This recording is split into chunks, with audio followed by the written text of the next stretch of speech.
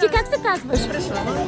Здравей, Преслава, на колко години си? 11. Наскоро станах. И какво предлагаш днес? Ами такива неща с маниста, като неговите ето тук отстрани. Че всъщност... И за кой са? Кой трябва да си ги купи? Който реши аз. Всъщност не го правя за парите, ама той иначе ако не ги давах, ако ги Трябва давах... да ги подаряваш. Да, иска да кажа, ако ги давах за пари, всички ще да са като безплатно се. Да, чака да се ги вземат. Добре. А каква искаш да станеш като пораснеш? Мисля върху програмистка, като компютърна и аниматорка.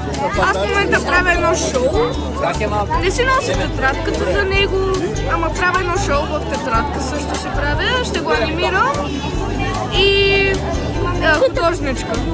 Чудесно! Пожелавам ти много успех. Благодаря ти много. Участвайте в детски пазар и във вашия град. Очакваме ви и до скоро!